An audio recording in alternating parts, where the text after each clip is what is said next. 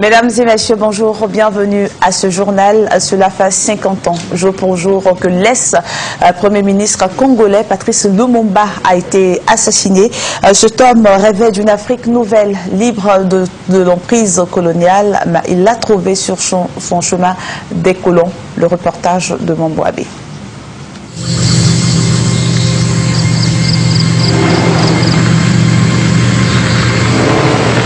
17 janvier 1961, 17 janvier 2011, voici 50 ans que fut assassiné au Katanga le premier ministre du Congo belge, Patrice Emery Lumumba. Lumumba voulait faire du Congo belge une nation libre et prospère. Lumumba souhaitait faire des Congolais des hommes dignes dans une Afrique en plein essor, à l'aube des indépendances. Il a payé pour ses convictions et ses ambitions pour l'Afrique. En contredisant publiquement le monarque belge, colonisateur du Congo à la proclamation de l'indépendance, Lumumba signa ainsi son arrêt de mort. L'indépendance du Congo constitue l'aboutissement de l'œuvre conçue par le génie du roi Léopold II. Lorsque Léopold II a entrepris la grande œuvre qui trouve aujourd'hui son couronnement, il ne s'est pas présenté à vous en conquérant, mais en civilisateur. C'est à vous, messieurs, qu'il appartient maintenant de démontrer que nous avons eu raison de vous faire confiance. Ne compromettez pas l'avenir par des réformes hâtives et ne remplacez pas les organismes que vous remet la Belgique tant que vous n'êtes pas certain de pouvoir faire mieux. Messieurs, le monde entier a les yeux fixés sur vous. Que Dieu protège le Congo. Congolais, Congolaises, combattants de l'indépendance aujourd'hui victorieux. L'indépendance du Congo, si elle est proclamée aujourd'hui dans l'entente avec la Belgique, pays ami, avec qui nous traitons d'égal à égal, nul Congolais digne de ce nom ne pourra jamais oublier que c'est par la lutte qu'elle a été conquise. Après ces vérités devant le Parlement congolais, la machine internationale s'est mise en branle en dévoilant son schéma. Schéma par lequel les Occidentaux procéderont pour déstabiliser pendant 50 ans toute l'Afrique noire. L'Occident a trouvé un relais local à travers Désiré Mobutu qui deviendra par la suite Mobutu Sese Seko Kukwebwendu Wazabanga, la personne idéale pour l'opération. L'envoi sur place de forces internationales, les fameux paras, pour organiser la rébellion et faire le contrepoids de la force régulière congolaise. Les grandes manœuvres orchestrées par les ambassadeurs des grandes puissances pour déstabiliser la légalité constitutionnelle. Susciter une rébellion en créant une zone de non-droit, le Katanga, une province riche du Congo belge, confiée à Moïse Tshombe. Trahi par les siens, humilié par la communauté internationale, Lumumba sera livré comme du gibier au Katanga par les Occidentaux à son frère ennemi, Moïse Tshombe. C'était le soir, c'était déjà vers 20h, 20h30. Et de la présidence, ils sont allés à l'endroit de l'exécution. Assassiné, Lumumba laissera comme héritage à ses enfants et à toute l'humanité ces phrases. Tu n'as jamais rien su de cette nuit au Katanga. Tu ne raconteras pas tout aux enfants, n'est-ce pas? Ils ne comprendraient pas. Tu leur diras simplement que j'étais arrivé 50 ans trop tôt. Tu leur diras que ce que nous voulions pour notre pays, d'autres ne l'ont jamais voulu. Ma chère Pauline, lorsque ces mots te parviendront, je ne serai plus en vie. Tu diras à mes enfants que l'avenir du Congo est beau et qu'il attend de la reconstruction de notre dignité. Tu leur diras que tout au long de notre lutte, jamais je n'ai douté un seul instant du triomphe de la cause pour laquelle mes compagnons et moi avons donné notre vie. Moi, je sais que l'histoire dira un jour son mot. Et ce ne sera pas l'histoire écrite à Bruxelles, Paris ou Washington. Ce sera la nôtre, celle d'une nouvelle Afrique. Même dans l'agonie, Lumumba espérait que 50 ans plus tard, son rêve pour l'Afrique se réalise. En 2011, 50 ans plus tard, la communauté internationale, comme le chien qui ne change jamais sa façon de s'asseoir, procède par le même schéma pour asservir l'Afrique. La Côte d'Ivoire est un cas d'école où tous les ingrédients congolais de 1961 se retrouvent. Le schéma est le même, à la différence que 50 ans plus tard, le peuple ivoirien est debout et fait échec à la forfaiture internationale depuis 8 ans. La dernière volonté de Patrice Lumumba de voir l'Afrique se lever dans 50 ans est en train de s'accomplir à partir de la Côte d'Ivoire. Ce lundi 17 janvier, au Palais de la Culture sera commémorée la légende Lumumba, dont l'assassinat date exactement de 50 ans. Un film sur sa vie sera projeté et commenté par des intellectuels et patriotes africains debout pour l'essor de l'Afrique et pour la dignité des Africains. J'ajoute qu'un film sur la vie de Patrice Lumumba sera également diffusé demain mardi, après le journal de 20h. En ce qui concerne la crise en Côte d'Ivoire, la médiature poursuit ses rencontres pour tenter de trouver des solutions. Elle a échangé avec le président du Conseil économique et social, Laurent Donafologo, et c'est un autre Laurent qui nous fait le compte-rendu de cette rencontre. Il s'agit de Laurent Séré. Le président du Conseil économique et social, Laurent Donafologo, a reçu la visite du comité des experts mis en place par la médiature et les membres de cette institution, à la recherche des voies et moyens pouvant permettre à la Côte d'Ivoire de retrouver définitivement la paix. Les faits et réalités de la crise post-électorale et les propositions pour une sortie de crise heureuse ont été abordées. Nous voulons le plus d'informations pour mener à bien notre mission. Notre mission consiste à avoir les éléments nécessaires pour que plus tard, si nous voyons les antagonistes, on puisse essayer de les convaincre un peu de la situation dans laquelle vit notre peuple ivoirien en ce moment. M'étant trouvé pendant près de 4 décennies au carrefour de l'activité politique ivoirienne, à des moments précis, à des dates précises, j'ai tenu à dire ma part de vérité et ma part de sentiments sur la situation. Mais quoi qu'il en soit, ce que je souhaite, c'est que la Côte d'Ivoire sorte le plus tôt possible de cette situation angoissante et qui plus emporte chaque jour des vies humaines. Moi, je pense que la vérité doit être dite et que la loi doit être appliquée. La délégation du médiateur suppléant, Pokou Konan Jean, veut avoir, au sortir des échanges avec les présidents des institutions de la République et les membres de la société civile, des arguments forts pouvant être privilégiés dans la médiation de l'Union africaine et de la CEDEAO. La région de l'Agnébi, vous vous en souvenez, a accordé un large suffrage au président Laurent Gbagbo lors du second tour de la présidentielle. Et c'est tout naturellement que cette région demande que le président qu'elle a élu vaque tranquillement à ses occupations et occupe les fonctions de chef d'État. Elle a organisé ce week-end un meeting de soutien aux institutions de la République. Le reportage de Thomas Nguessambi. Communauté internationale, notre souveraineté, la souveraineté de la Côte d'Ivoire n'est pas à négocier. C'est la trame du message que la grande région de l'Agnébi, comprenant les départements d'Agboville, Adzopé, Akoupé, Alépé, Yakassia Tobrou et la sous-préfecture d'Anyama, a tenu à réitérer à haute et intelligible voix à la face du monde. Pour le dire, la région des 7A a battu le rappel de ses fils et filles.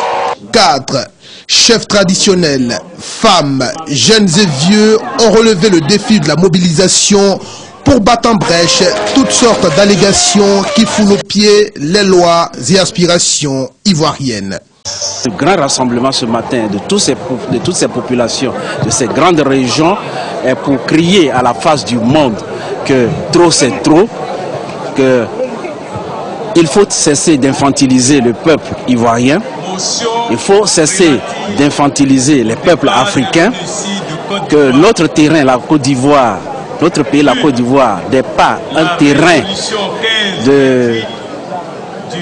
réservé pour des essais, hein, mais bien au contraire, nous aspirons à notre dignité, nous réclamons haut et fort la souveraineté de notre pays et par conséquent, il y a lieu de nous laisser choisir notre président. Et c'est ce que nous avons fait. Cette crise est suscitée par la France. Et la France le fait à cause des richesses de la Côte d'Ivoire. Par conséquent, nous devons nous organiser. Nous devons nous organiser pour résister à cette attaque de la France.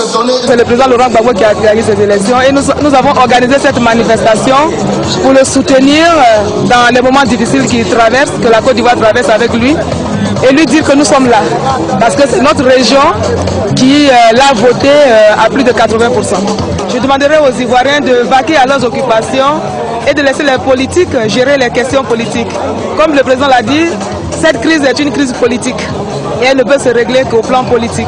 Dans cette nouvelle phase où nous sommes, il était important qu'Azopé soit l'une des premières localités, sinon la première, à organiser cette grande mobilisation, comme vous l'avez vous-même, de soutien au président de la République. Et donc, nous sommes réunis, nous sommes rassemblés en grand nombre pour soutenir le président Laurent Gbagbo, qui a largement gagné ici dans notre zone à plus de 85% et qui a gagné sur l'ensemble du pays. Et nous devons sauver cette victoire, parce qu'il s'agit de la victoire de la Côte d'Ivoire. Et nous pensons aussi de la victoire de l'Afrique progressiste. Le rendez-vous d'Adzopé, qui a rassemblé un très grand nombre de personnes, a été le lieu pour les peuples Akie, Abé, Kromou, Guayani de réitérer leur soutien au FDS, institution républicaine, acteur d'une sortie pacifique de crise, mais surtout de réclamer le départ immédiat de l'ONUCI de la Côte d'Ivoire. Ici à Abidjan, Charles Blé Goudé, ministre de la Jeunesse et leader de la Galaxie patriotique, a animé un meeting à la Riviera à Nono. Charles Blé Goudé a répondu à l'invitation de la jeunesse de ce quartier-village. Les explications de Mambo Abbé. Le village est brillé à Tchandanono en ébullition pour accueillir Charles Blé Goudé, voisin immédiat du Golf Hotel qui se trouve sur leurs terres ancestrales. Les Atchandanono auxquels se sont associés ceux des villages d'Akouedo, Blokos, Abata, Abidjan Adjamé et Agban ont dit leur ras-le-bol de voir la déstabilisation de la nation ivoirienne s'opérer à partir de leur sol. Ils ont annoncé en conséquence des actions imminentes sans en dévoiler la nature pour mettre fin à ce voisinage encombrant et périlleux. Le leader des patriotes, Charles Blé Goudé, s'est dit également agacé par cette situation à laquelle il compte mettre fin très bientôt. Regardez toute la clique de Golf Hotel. Des vieux comme ça. Vous avez fini de bouffer la haine de la Côte d'Ivoire de 1960 à aujourd'hui. Nous, vos enfants, on est là. On veut arranger le pays pour qu'ils soient au rendez-vous du développement. Vous ne voulez pas ça. Vous êtes en complice avec les Blancs. Vous êtes au Golf Hotel. Vous n'avez pas honte. Ce qui se passe là, moi, je ne peux plus supporter ça. Je n'arrive plus à supporter ça une seule minute. Je ne peux pas accepter ça. C'est pourquoi nous voulons demander votre bénédiction. Nous voulons demander votre soutien. Donnez votre soutien à vos enfants qui sont là. Pour qu'ils se débarrassent de ces voisins gênants. Parce que bientôt, je vais donner le mot d'ordre. On est serré. Et comment là? On les attend ici. Si même on dit qu'il ne faut pas en venir, moi je leur dis, s'ils sont garçons, ils n'ont qu'à arriver ici. Selon Charles Blé Goudé, n'ayant pas le choix et au risque de voir la situation dégénérer, il faut agir. Les actions de terrain nécessitant la discrétion, les mots d'ordre utiliseront des canaux protégés. Ce qu'il faut retenir, c'est la fin prochaine de la cohabitation avec le groupement politique du docteur Alassane Dramane Ouattara, qui séjourne depuis près de 2 mois au Golf Hotel, au bord de la lagune ébriée, en pays Adjan. Les Ivoiriens continuent de faire parler leur cœur à l'endroit de leurs frères de Djokwe. Djokwe, vous le savez, des affrontements intercommunautaires ont endeuillé plusieurs familles. Les producteurs agricoles ont donné des vivres et non-vivres d'une valeur de 13 millions de francs CFA aux populations sinistrées de Djokwe, témoin de l'événement Maxime Sopo. Les affrontements du début janvier 2011 entre les autochtones guerriers et les allochtones malinqués de Djokwe, affrontements dont les raisons profondes restent encore à élucider, ont entraîné des morts, de nombreux déplacés internes et d'importants dégâts matériels dans le département. Monsieur le Président, l'heure est grave, mais la sous-préfecture de Bagou, les rebelles torturent. Aujourd'hui, plusieurs de nos jeunes même sont ligotés et battus. Tout le travail que nous avons fait cette année-là, tout ce travail de riz, de manioc, de bananes que nous avons stocké pour la nouvelle année a été récupéré par ces rebelles. Notre cacao aujourd'hui est récupéré, le café et j'en passe. Tout ceci aux mains des rebelles. Voilà l'environnement dans lequel les populations sinistrées, profondément meurtries dans leur chair, ont reçu la visite humanitaire de Georges Blewé-Aka, président du Conseil national des sages de la filière café-cacao, accompagné d'une forte délégation de producteurs agricoles de Côte d'Ivoire. Vraiment, je ne suis pas content. Je ne suis pas content parce que c'est mon pays. Je ne suis pas content qu'un planteur peut travailler, c'est difficile. Si planteur la bouche là-bas, il est fatigué. Il a planté cacao, il est fatigué. Aujourd'hui, cacao, va boire d'un bon prix de cacao. N'a qu'à se planter tranquille. Je vais gagner manger un peu. Un peu pour boire. C'est pas dire que planter là-bas, quand on va là-bas, de plus fusil.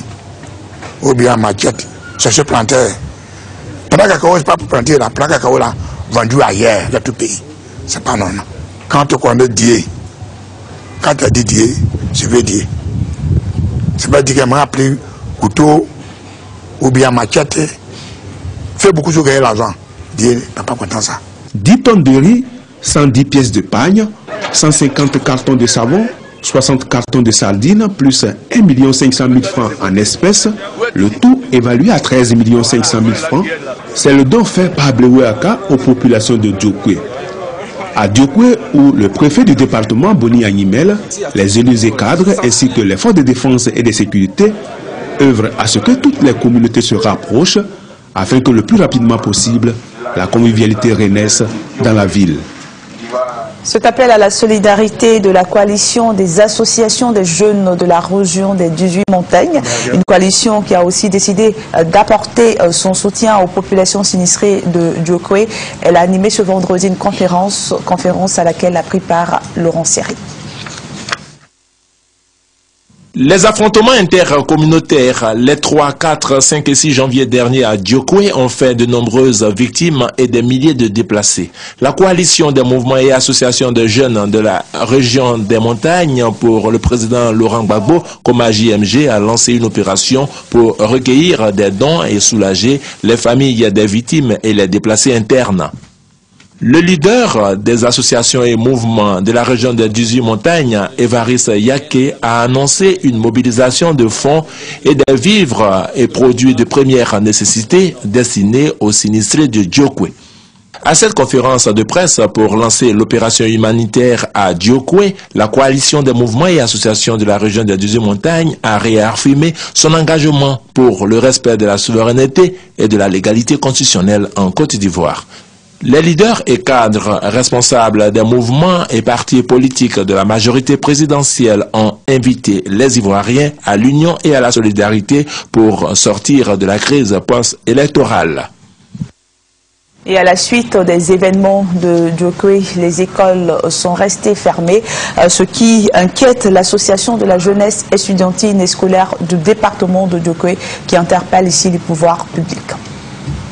L'association de la jeunesse estudiantine et scolaire du département de Djokwe, AGSD, appelle tous ceux qui vivent sur le sol de Djokwe à l'apaisement, au calme et à bannir de leur esprit toute violence.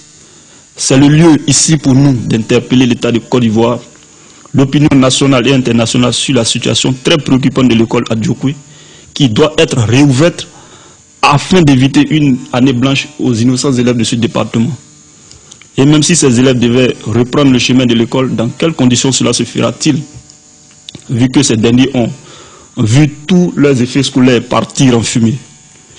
La GSD lance un appel pressant aux autorités politiques et administratives, aux élus et cadres, aux ONG et aux personnes de bonne volonté pour une prise en charge sociale des élèves du département de Diokwé. À cet effet, un comité de crise a été mis sur pied dès le début de ces événements pour réceptionner tous les dons en matériel scolaire et autres adressés aux élèves. La GSD invite par conséquent tous les élèves de Diokwé qui se retrouvent par la force des choses à Abidjan et banlieue à entrer en contact immédiatement avec la cellule de crise en vue de sauvegarder leur année scolaire.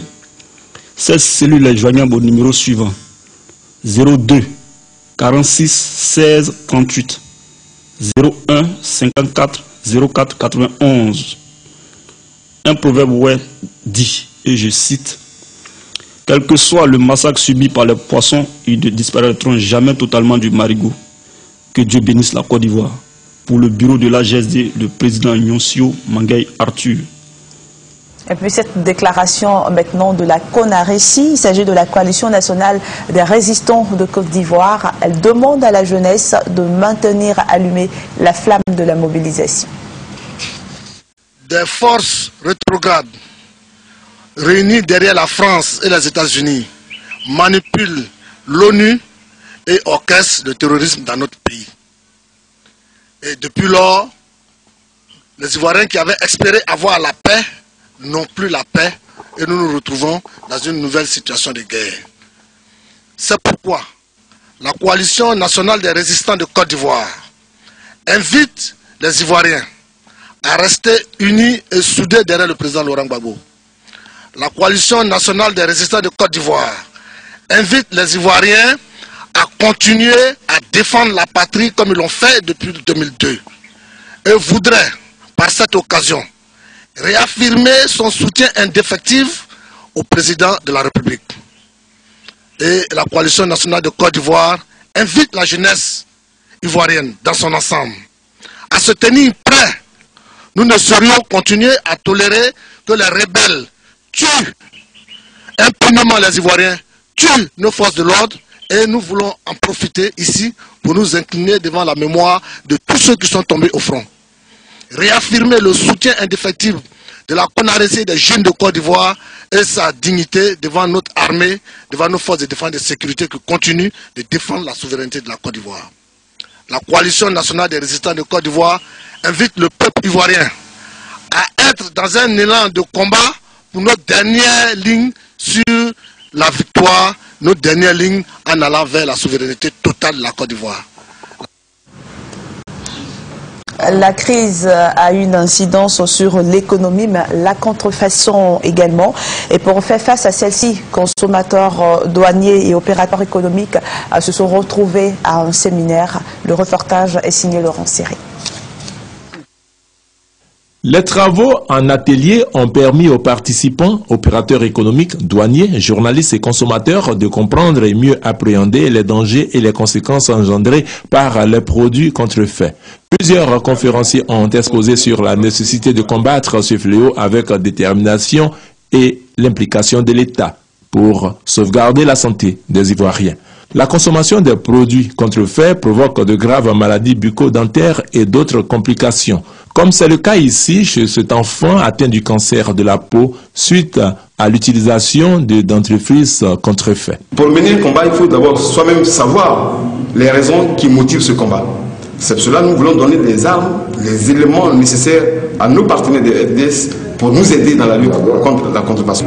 Nous avons la douane avec nous et nous leur montrons ce type d'image pour qu'ils comprennent que ça, ce produit-là, qu'on ne regarde pas seulement l'aspect prix, mais il y a l'aspect santé publique et c'est fondamental. L'aspect santé publique, on croit avoir acheté moins cher, mais on expose sa santé et la santé n'a pas de prix. Le plus grand danger pour l'Afrique, c'est les faux médicaments. Vous avez combien de décès, vous voyez? Bon, on ne sait pas pourquoi. C'est les faux médicaments. Ça, c'est les deux plus grands dangers. C'est les faux médicaments et les pièces détachées de voitures qui ne sont pas d'origine, qui sont falsifiées. Et les plaquettes de frein qui ne tiennent jamais. Les suspensions qui se cassent, vous ne savez pas pourquoi. Vous avez des accidents inexpliqués. Vous dites, mais comment le type il a fait?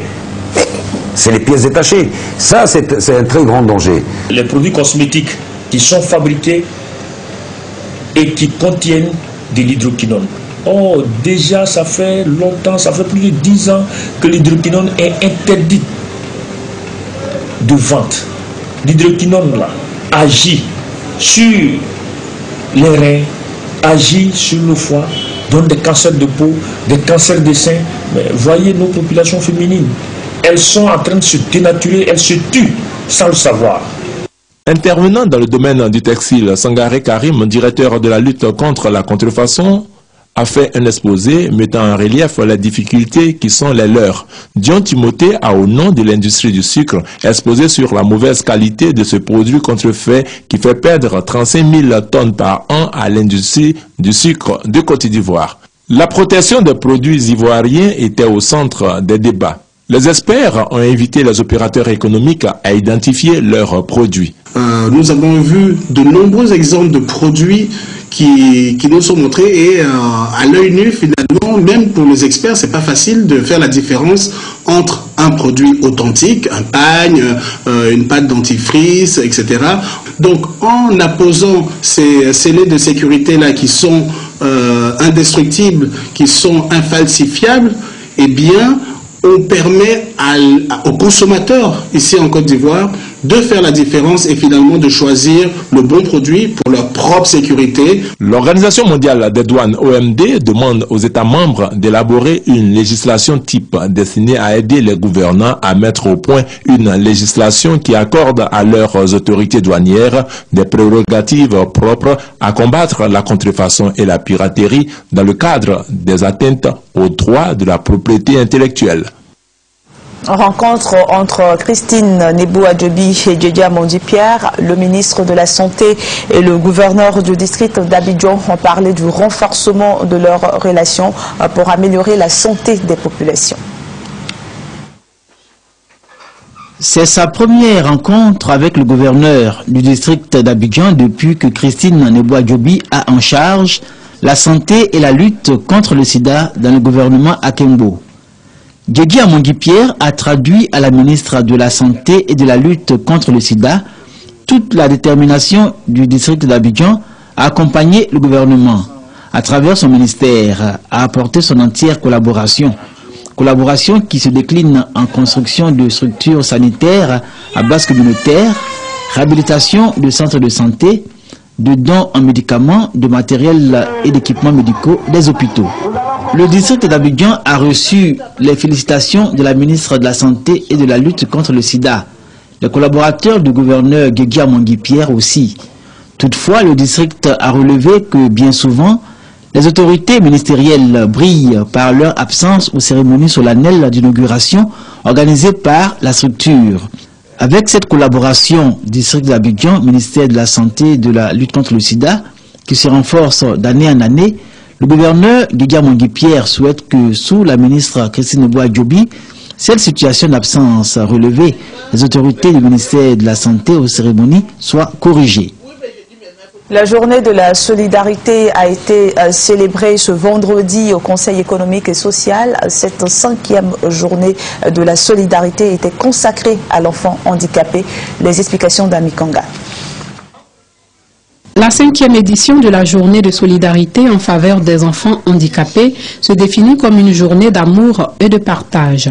Anne-Cécile Conan, présidente de l'Union nationale des femmes handicapées de Côte d'Ivoire, a démontré à ce rendez-vous du don de soi que tous les enfants ont les mêmes droits et méritent notre attention et notre respect, moteur de leur épanouissement. Nous estimons que c'est en respectant l'enfant handicapé, en lui accordant la place qu'il faut dans la société, qu'il pourra s'épanouir et qu'il pourra progresser. Ce n'est pas parce qu'un enfant est handicapé qu'on doit lui occulter tous les droits fondamentaux qui sont le droit à l'éducation et le droit à la vie. Il ne faut pas laisser ou abandonner un enfant parce qu'il est handicapé. Le secrétaire d'État chargé des personnes handicapées, Dogo Raphaël, a communié avec ses bouts de chou. Je voudrais marquer ma satisfaction et ma joie de me retrouver encore parmi les enfants handicapés. Je pense que cette 5e édition coïncide avec mon entrée au gouvernement.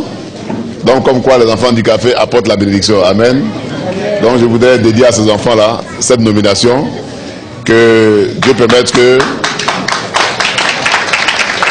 mon passage dans le gouvernement permette qu'on puisse leur donner un avenir radieux. Voler au secours des enfants handicapés est une préoccupation pour la présidente de l'UNAFESI. Pour mettre du baume au cœur de ces enfants, elle a bénéficié du soutien matériel et financier de nombreux donateurs. Une façon pour eux de montrer que ces enfants ne sont pas des laissés pour compte, mais des enfants bénis et aimés de Dieu. À l'étranger, la Guinée a connu son premier conseil des ministres ce jeudi et le président Alpha Condé a réaffirmé son engagement à être à la hauteur de la confiance du peuple guinéen. C'est dans l'Afrique en bref. Premier conseil des ministres en Guinée depuis l'installation de Alpha Condé à la tête du pays jeudi. Une conférence internationale des bailleurs de fonds a été annoncée.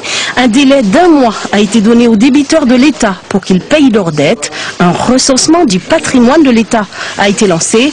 La lutte contre la pauvreté a été déclarée priorité nationale. Autre message, les règles de fonctionnement d'un État sont mises en place en Guinée. Le conseil interministériel se tient tous les mardis.